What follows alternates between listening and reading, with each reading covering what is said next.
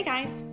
In honor of Mental Illness Awareness Week, I wanted to take a moment and share with you a snippet of my own personal experience about the day that I had surgery. Because I think that we really need to shine a light on the fact that there is this mental health piece that accompanies our breast cancer diagnoses. I think our surgeons need to understand that there is this very real, raw other side to treatment. And perhaps even therapists can gain insight to what some of the lingering effects are of that medical trauma that we've been through. And survivors out there can understand that, hey, you're not alone, right? Anxiety, depression, and even PTSD are very real things that can come up as a result of having lived through some of the experiences that we've lived through. So I wanted to read to you something that I wrote in a little manuscript rough draft about my day of surgery. So bear with me here. No matter what you think, you are never alone. Liana woke me up in the early hours of the morning the day of my surgery. She had a nightmare. She stood at the edge of my bed. Her eyes were filled with tears as she said through sobs, "Mommy, I had a bad dream." Normally, I'd give her a big hug, hold her for a few minutes, talk about it, explain that she was safe and her dream couldn't hurt her, and then walk her back to her room and tuck her in with more kisses. But on this early morning, however, I did all but walk her back to her room. Instead, I let my little girl climb into bed next to me and snuggle as long as she wanted. She stayed next to me until the alarm called for me to rise, and while she clung to me, I was reminded of all that I held dear and exactly why I was doing what I was doing that day. I let her stay because I knew that after surgery, it'd be a while before I could hold my daughter close again. I wanted to savor this snuggle, and I wanted to be there for her both now and the aftermath of a bad dream, as well as in all of the tomorrows that we had left to dream up. I would enjoy these cuddles, and then I would wake up and fight like hell for my family and for my life. Grandma was here to take care of the girls while Brian took me to the hospital.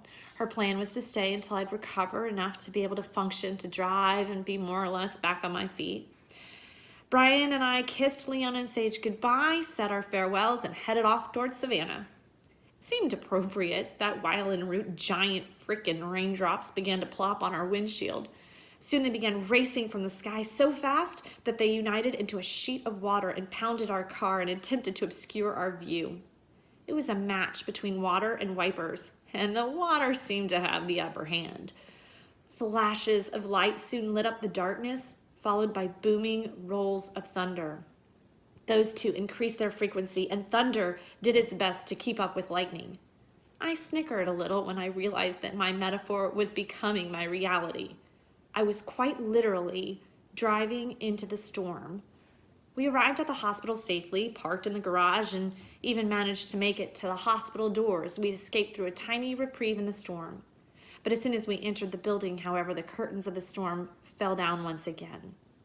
We checked in, and while signing a few forms, Brian joked with the attendant, "We'd like the penthouse, please." A smile grew upon the man's face as he chuckled out loud and shook his head. "Oh boy, nah, man, you don't want the penthouse here." "Wait, what? Why? Is that the morgue?" I chimed in, joking about renegotiating our request. No, we definitely do not want the penthouse. You can keep it. We're good." The three of our cheeks were flushed, red with embarrassment and laughter. He told us that it was actually their ICU, but all the same, we didn't want that either. Soon they called me back. They had Brian wait in the waiting room first. They wanted to get me back, changed, and all hooked up prior to having a guest. So I went by myself to face the gown, the socks, and the uncertainty of what was to come. I removed all of my clothes, put on the patient gown, the one that screams, "I'm in the hospital, I'm sick, my robe won't close," and then fought to put on those stinking compression hose. Their goal was to eliminate the potential for blood clots during surgery, and for that I was appreciative. However, those son of a bitches did not want to go on my calves. On top of them, I was to wear these red socks with grips on all sides. I climbed into the gurney, kissed my ruby red slippered heels together, and thought to myself how nice it would be if only that would take me home and make this whole freaking nightmare go away. But I wasn't in Oz, though, and it didn't work. My surgeon made her rounds and checked on me. She answered a few questions about the surgery, sat down, and assured me that this was treatable and curable. I, of course, reminded her and probably 10 other people about my family's hemorrhaging history. I was, needless to say, a bit apprehensive about the operating room. My surgeon was quite personable, calm, and reassuring. I appreciated that. She also told me that she'd do a preliminary check of my nodes during surgery, but that they wouldn't have the full results until about a week later. She gave me a reassuring smile, said she'd see me in a little bit, and then left. I was relatively calm. I kind of surprised myself a little. I wanted that cancer out. Cut it out. Make it go away. I was doing my best to stay optimistic and find the humor where I could.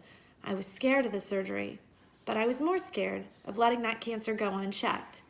Brian soon joined me in this holding tank of a room while we had TV. We ended up watching Fresh Prince of Bel-Air, and soon after being hooked up to an IV, I had to locate the collapsible toilet in the corner. Great, this was fun. Nuclear meds dropped by to inject their medicine into my breast. Damn, did that hurt!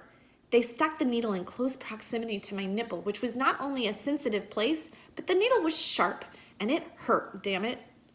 It was a necessity, though. This medicine was what they'd used to help locate those nodes needed to be removed. So I endured, and I survived.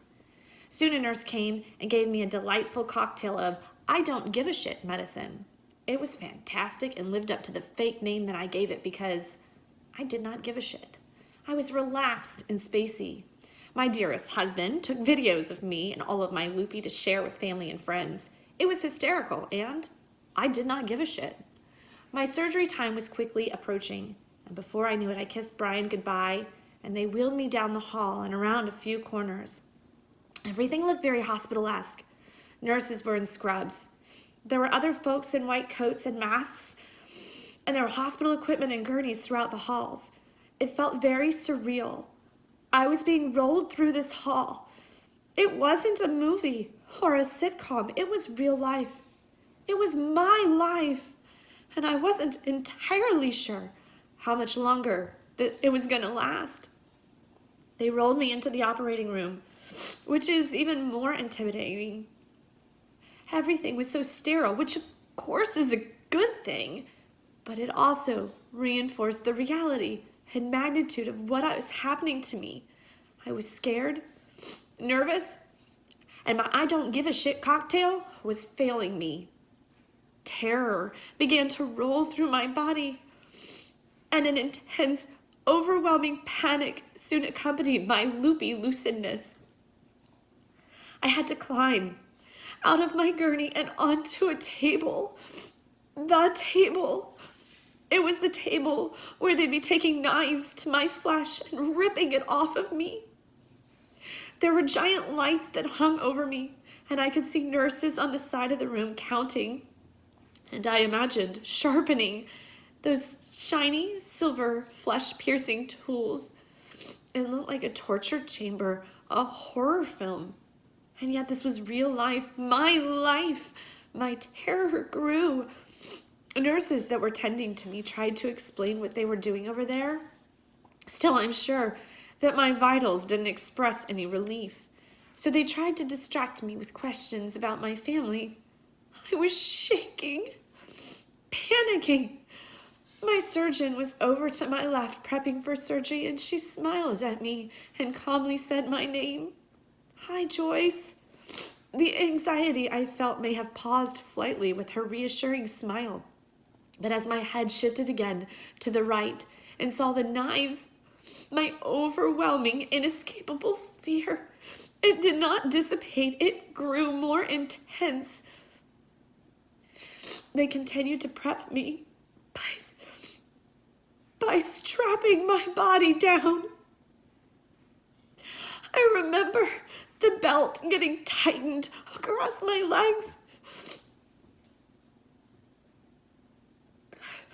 I was getting tied down, trapped, pinned inside this horrifying torture room.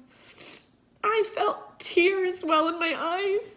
What was happening to me? I was truly terrified. A man that I recognized from earlier appeared next to me. He was the anesthesiologist, and my eyes begged him to save me. Please rescue me. Please give me those drugs. Help me escape from here.